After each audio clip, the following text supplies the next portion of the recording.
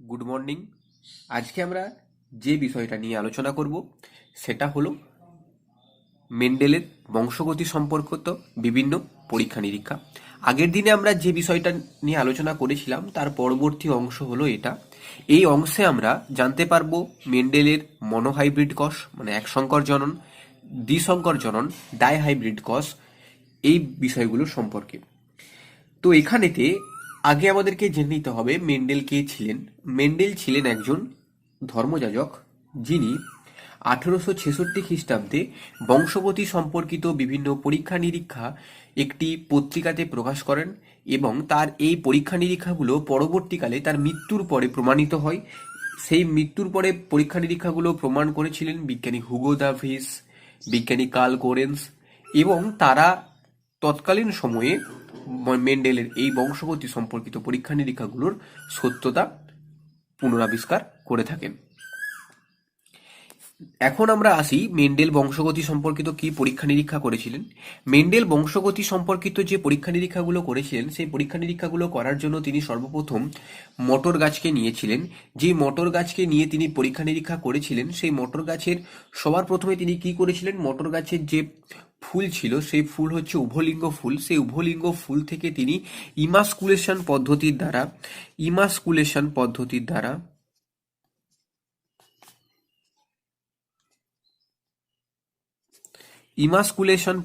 দ্বারা তিনি পুং স্তবকটি কেটে বাদ দিয়ে দিয়েছিলেন।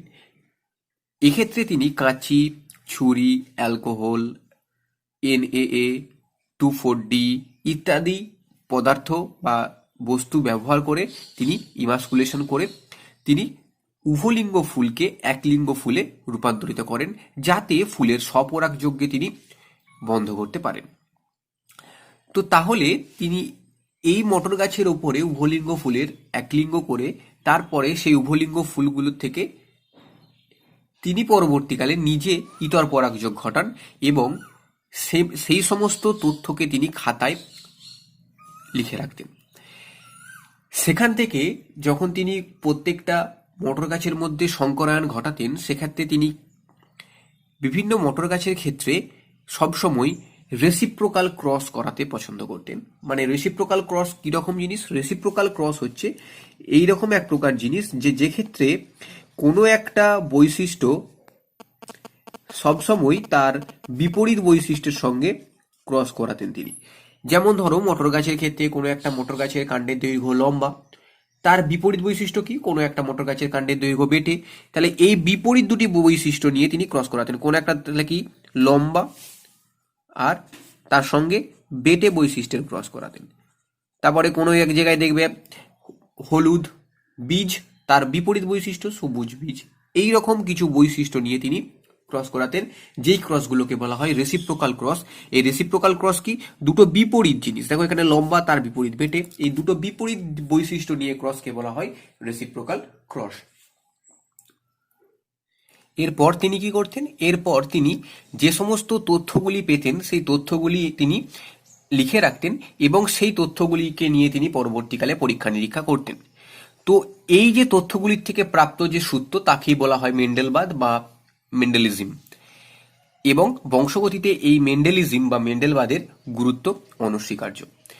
মেন্ডেল সর্বপ্রথম কি করেন? সর্বপ্রথম এক সংকর জনন বা মনোহাইব্রিড ক্রস করেন। এক সংকর জনন বা মনোহাইব্রিড ক্রস এখন আমাদেরকে জানতে হবে যে এক সংকর জনন কি। চলো দেখে নেওয়া যাক এক সংকর জনন কি। এক সংকর জনন হচ্ছে একটিমাত্র বিপরীত বৈশিষ্ট্য নিয়ে যে জনন করা হয়েছিল সেই জননকে বলা হয় এক সংকর জনন। এক্ষেত্রে যে বৈশিষ্ট্যটি নেওয়া হয়েছিল সেটা শুধুমাত্র এক জোড়া বিপরীত বৈশিষ্ট্য। তো ধরে নেওয়া যাক এখানেতে মেন্ডেল কি করেছিলেন? মেন্ডেল কাণ্ডের দৈর্ঘ্যের যে বৈশিষ্ট্য সেই কাণ্ডের দৈর্ঘ্যের বৈশিষ্ট্যের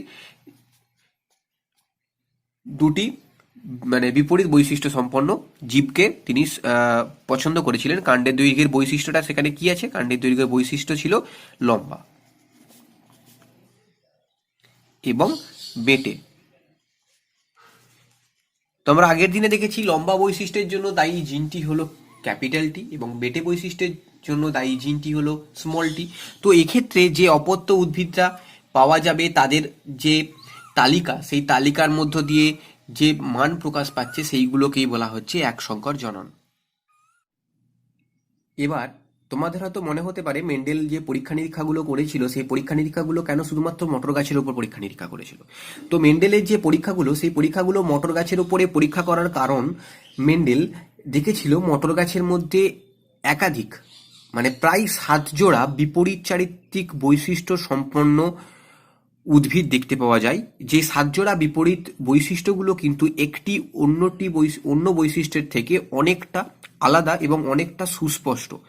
সেই জন্য মেন্ডেল সর্বপ্রথম চিন্তাভাবনা করেছিলেন যে মটর গাছের উপরে পরীক্ষা নিরীক্ষা করা যাবে। এছাড়াও মটর গাছ নির্বাচনের আরও কয়েকটি কারণ রয়েছে। সেই কারণগুলো হলো মটর গাছের প্রতিপালন খুব কম জায়গার মধ্যে খুব অল্প সময়ে খুব অল্প খরচে করা যায়। মটর গাছের প্রতিপালন করার ক্ষেত্রে তাদের যে জেনারেশন ওয়াইজ পরীক্ষা, সেই পরীক্ষাগুলো কিন্তু খুব অল্প সময়ে মেন্ডেলের দেখেছিলেন যে মটর গাছের জনুক্রম সম্পন্ন হয়। সেই জন্য তিনি একাধিক পরীক্ষা তার জীবন দশায় করতে পারবেন, তার জন্য তিনি মটর গাছ নির্বাচন করেছিলেন। তো এক্ষেত্রে দেখো এখানেতে মটর গাছের কতগুলো বিপরীত চারিত্রিক বৈশিষ্ট্য দেওয়া আছে, মানে 7 জোড়া বিপরীত চারিত্রিক বৈশিষ্ট্য দেখতে পাওয়া যাচ্ছে। এখানে বীজের আকার দেখো, বীজের আকার এটা হচ্ছে গোল বীজ, এটা হচ্ছে কুঞ্চিত বীজ। তাহলে এটা গোল আর কুঞ্চিত, প্রকট বৈশিষ্ট্যটা হচ্ছে গোল আর প্রচ্ছন্ন বৈশিষ্ট্য হচ্ছে কুঞ্চিত। অপরদিকে বীজের বীজপত্র, এই বীজপত্রের মধ্যে দেখো কি আকার, বীজপত্রের মধ্যে দেখো আকার হচ্ছে একটা সবুজ, একটা হচ্ছে হলুদ। ফলের আকারটা কিরকম, ফলের আকারটা হচ্ছে স্ফীত খাঁজযুক্ত। বীজের আকারটা কিরকম, বীজের বর্ণ কিরকম, বীজের বর্ণ হলুদ সবুজ। কাণ্ডের দৈর্ঘ্য দেখো লম্বা বেটে। ফুলের অবস্থান দেখো কক্ষে আর শীর্ষে, এখানে দেখো কক্ষে ফুল আছে, এখানে শীর্ষে ফুল আছে। ফুলের রং কেমন, ফুলের রং বেগুনি সাদা। এই যে 7 জোড়া বৈশিষ্ট্য, এই 7 জোড়া বিপরীত চারিত্রিক বৈশিষ্ট্য নিয়ে মেন্ডেল পরীক্ষাগুলো করেছিল।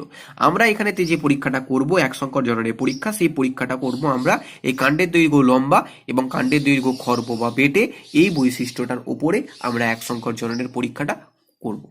এবং আমরা এর পরবর্তীকালে যখন দ্বিসংকর জননের পরীক্ষা করব তখন আমরা দ্বিসংকর জননের পরীক্ষা করব দুটো বীজের বিপরীত চারিত্রিক বৈশিষ্ট্য নিয়ে, সেখানে আমরা পরীক্ষাটা করব। তাহলে এখন আমরা দেখে নেব মেন্ডেল সর্বপ্রথমে কি করেছিলেন। মেন্ডেল সর্বপ্রথমে এক সংকর জনন করেছিলেন। এক সংকর জনন কাকে বলে? এক সংকর জনন হলো একজোড়া বিপরীত বৈশিষ্ট্য নিয়ে যে সংকরায়ন ঘটানো হয় সেই সংকরায়নকে বলা হয় এক সংকর জনন। এক্ষেত্রে মেন্ডেল লম্বা এবং বেটে, মানে এই ক্যাপিটাল টি এবং স্মল টি এই একজোড়া বিপরীত বৈশিষ্ট্যের মধ্যে সংকরায়ন ঘটিয়েছিলেন। এই একজোড়া বিপরীত বৈশিষ্ট্যের মধ্যে সংকরায়নকে বলা হবে এক সংকর জনন। তাহলে দেখে নেওয়া যাক এই এক সংকর জননের পরীক্ষার ফলাফল কি হয়েছিল। তো সর্বপ্রথম আমরা এই জনিত্রী জনুতে কি করব, ক্যাপিটাল টি এবং স্মল টির মধ্যে সংকরায়ন ঘটাবো। এক্ষেত্রে ক্যাপিটাল টি এটা পুরুষ বৈশিষ্ট্য এবং তার সঙ্গে স্মল টি এটা স্ত্রী বৈশিষ্ট্য, এদের মধ্যে সংকরায়ন ঘটানো হলো। তো এইটা হলো প্যারেন্টাল জেনারেশন বা পি জনু। এই যে পি জনু, এখান থেকে এরপরে যখন অপত্য সৃষ্টি হবে সেখানে কি উৎপন্ন হবে, গ্যামেট উৎপন্ন হবে। তাহলে এখান থেকে আর এখান থেকে কি কি গ্যামেট আমরা পাবো, দেখো ক্যাপিটাল টি, এখান থেকে দেখো এক প্রকারের গ্যামেটই পাওয়া যায়, সেটা হলো ক্যাপিটাল টি। এখান থেকে দেখো স্মল টি, এখানেতে যে গ্যামেটটা পাওয়া যাবে সেটা হচ্ছে শুধুমাত্র স্মল টি। এগুলো হলো গ্যামেট। যখন আমরা এই চেকার বোর্ড বা সংকরায়নের পরীক্ষা করব তখন কিন্তু সবসময় আমাদেরকে খেয়াল রাখতে হবে এই পাশে এই মানে তথ্যগুলোকে যেন অবশ্যই লেখা থাকে, কারণ এই তথ্যগুলো না লিখলে এই ছক কিন্তু বা এই সংকরায়নের চেকার বোর্ড বা বিভিন্ন তথ্য কিন্তু আমাদের অসম্পূর্ণ থেকে যাবে। তো এবারে আমরা আসি, তাহলে এখান থেকে যে গ্যামেটটা থাকবে এই গ্যামেট দুটোর মিলনের ফলে প্রথম যে জনুটা উৎপন্ন হবে সেই প্রথম জনুতে এইটাকে বলা হয় F1 জনু। এই F1 জনুতে যে অপত্যটা উৎপন্ন হবে সেটা হবে ক্যাপিটাল টি আর small tea, capital T small tea. এবারে আমরা এই capital T small tea F1 জনুর প্রথম যে অপত্য ক্যাপিটাল টি স্মল টি, এই ক্যাপিটাল টি স্মল টিটা আমরা আগেই জানি এটা হলো একটা সংকর লম্বা উদ্ভিদ। যেহেতু এখানেতে ক্যাপিটাল টি এবং স্মল টি দুটো বৈশিষ্ট্যই দুটো বিপরীত বৈশিষ্ট্য দেখতে পাওয়া যায়, সেক্ষেত্রে এখানেতে ক্যাপিটাল টি মানে লম্বা বৈশিষ্ট্যটি সেটা ছোটটি মানে স্মল টির ওপরে প্রকট। তার জন্য এখানেতে যে উদ্ভিদটা দেখতে পাওয়া যায় সেই উদ্ভিদটা হবে শঙ্কর লম্বা। এই উদ্ভিদ দুটো, এই শঙ্কর লম্বা উদ্ভিদের মধ্যে, দুটো শঙ্কর লম্বা উদ্ভিদের মধ্যে শঙ্করায়ন ঘটিয়েছিলেন তারপর মেন্ডেল। এই ক্যাপিটাল টি স্মল টি তার সঙ্গে আরও একটা ক্যাপিটাল টি স্মল টি, এদের মধ্যে শঙ্করায়ন তিনি ঘটিয়েছিলেন। এই F1 জনুর থেকে তিনি যে উদ্ভিদগুলো পেয়েছিলেন, এই F1 জনুর উদ্ভিদগুলোর মধ্যে তিনি শঙ্করায়ন ঘটিয়েছিলেন। এক্ষেত্রে আমরা এবার যেটা পাবো, এখানেতে এই ক্যাপিটাল টি স্মল টির থেকে আমরা যে গ্যামেটটা পাবো, সেই গ্যামেটটা একটু ভালো করে খেয়াল করলে দেখতে পাবো, এখান থেকে ক্যাপিটাল টি গ্যামেটও আমি পেতে পারি, এখান থেকে স্মল টি গ্যামেটও আমি পেতে পারি। ঠিক তেমন এটার থেকেও আমরা ক্যাপিটাল টি গ্যামেটও পেতে পারি, আবার এটার থেকে আমরা স্মল টি গ্যামেটও পেতে পারি। এগুলো হচ্ছে গ্যামেট। আবার এই গ্যামেটগুলো আমরা পেতে পারি। তো এখন এদের মধ্যে যদি আমি শঙ্করায়ন ঘটাই, তাহলে আমরা দেখব এই ক্যাপিটাল টি স্মল টির মধ্যে, ক্যাপিটাল টির মধ্যে শঙ্করায়ন ঘটালে কি হবে, ক্যাপিটাল টি অপত্য উৎপন্ন হবে। এই ক্যাপিটাল টি স্মল টির মধ্যে যদি আমি শঙ্করায়ন ঘটাই, তাহলে আমার কি অপত্য উৎপন্ন হবে, ক্যাপিটাল টি স্মল টি উৎপন্ন হবে। এই ক্যাপিটাল টি এই স্মল টির মধ্যে যদি আমি শঙ্করায়ন ঘটাই, তাহলে আমার কি অপত্য উৎপন্ন হবে, ক্যাপিটাল টি স্মল টি উৎপন্ন হবে। এবং এই স্মল টির মধ্যে যদি আমি শঙ্করায়ন ঘটাই, তাহলে আমার কি উৎপন্ন হবে, স্মল টি। তো তাহলে আমি একটুখানি খেয়াল করলে দেখো, এখানেতে আমাদের জনিত্র জনুতে যে বৈশিষ্ট্যটা ছিল, সেই বৈশিষ্ট্যটা মানে লম্বা বৈশিষ্ট্য, আর এখানে বেটে বৈশিষ্ট্য, এই দুটো বৈশিষ্ট্য মানে মটর গাছের লম্বা বৈশিষ্ট্য এবং বেটে বৈশিষ্ট্য, লম্বা মটর গাছ এবং বেটে মটর গাছ, এই দুটো বৈশিষ্ট্য কিন্তু অপরিবর্তিতভাবে আবার ফিরে এসেছে। কিন্তু মাঝখানেতে এখানে একজোড়া শঙ্কর লম্বা উদ্ভিদের সৃষ্টি হয়েছে। তো এই জিনিসটাকে যদি আমরা চেকার বোর্ডের মাধ্যমে, এই জনুটা হচ্ছে F2 জনু, এই জিনিসটাকে যদি আমরা চেকার বোর্ডের মাধ্যমে প্রকাশ করি, তাহলে আমরা দেখব কিরকম। এখানে যদি আমরা চেকার বোর্ড প্রকাশ করি, আচ্ছা চেকার বোর্ড প্রকাশ করার আগে বলে দিই চেকার বোর্ড বা পানেট স্কোয়ার বর্গ কি।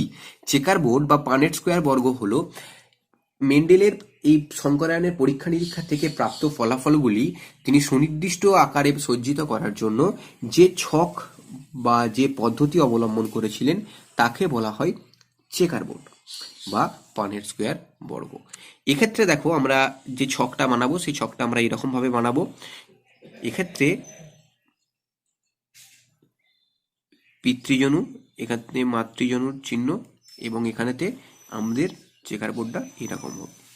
এখানে আমরা ক্যাপিটাল টি স্মল টি যে গ্যামেটগুলো পেয়েছিলাম সেই গ্যামেটগুলো লিখবো। দেখো এখান থেকে আমরা পেয়েছিলাম ক্যাপিটাল টি আর স্মল টি, তাহলে ক্যাপিটাল টি আর স্মল টি এই গ্যামেটটা পেয়েছি।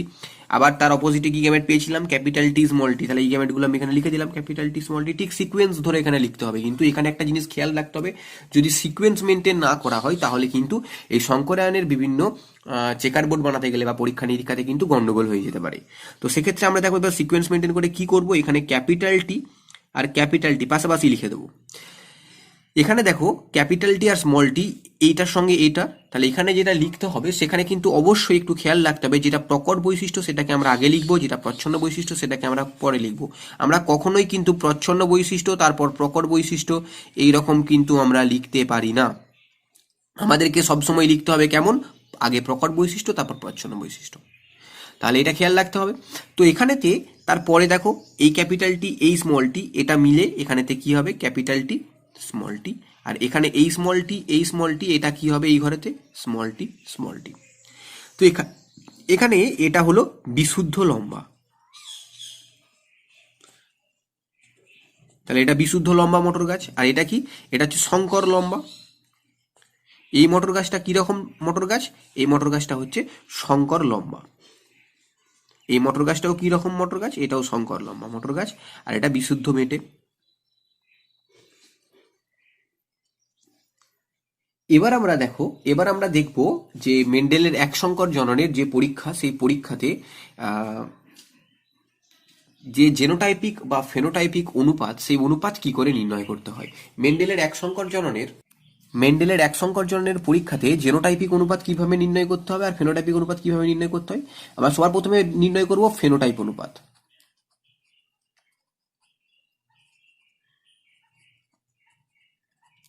এখানে দেখো ফেনোটাইপ অনুপাত মানে হলো ওই জীবটির বাহ্যিক বৈশিষ্ট্য অনুসারে যে জীবগুলো উৎপন্ন হয়েছে তাদের অনুপাত। দেখো মটর গাছের যে জীবটা রয়েছে, সেই মটর গাছ যে জীবটা রয়েছে সেই জীবটার বাহ্যিক যে বৈশিষ্ট্য, সেই বাহ্যিক বৈশিষ্ট্য হচ্ছে লম্বা আর বেটে।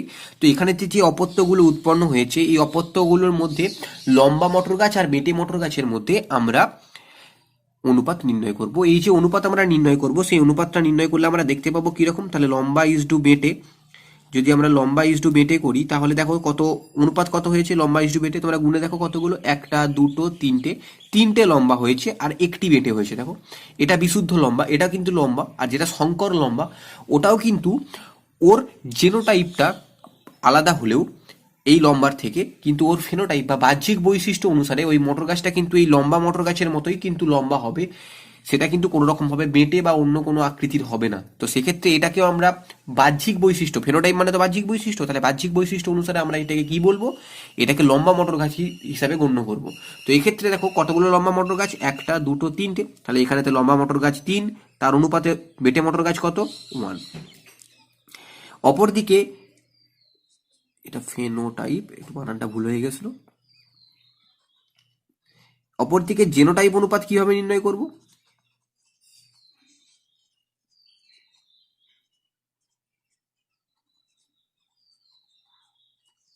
অপরদিকে জেনোটাইপ অনুপাত কিভাবে নির্ণয় করবো, দেখো এখানেতে জেনোটাইপ অনুপাতটা যেটা হবে সেটা হবে, দেখো এখানেতে জিনগত অনুপাত। এখানে দেখো এই জিনটা আর এই জিনটা এগুলো প্রত্যেকে আলাদা আলাদা জিন, কিন্তু এই জিনটা আর এই জিনটা কিন্তু একই রকম জিন। তাহলে এখানে অনুপাত দেখলেই বুঝতে পারছো এই প্রাণীটা একটা উৎপন্ন হয়েছে, এই প্রাণীটা দুটো উৎপন্ন হয়েছে, একটা দুটো, আর এই প্রাণীটা একটা উৎপন্ন হয়েছে, মানে এই মটর গাছটা একটা, এই মটর গাছটা দুটো, এই মটর গাছটা একটা উৎপন্ন হয়েছে। এক্ষেত্রে অনুপাতটা কিরকম হবে, বিশুদ্ধ লম্বা ইজ টু সংকর লম্বা ইজ টু বিশুদ্ধ বেটে সমান 1:2:1। এটা বিশুদ্ধ লম্বা ইজ টু সংকর লম্বা, আর তার সঙ্গে বিশুদ্ধ বেটের অনুপাত।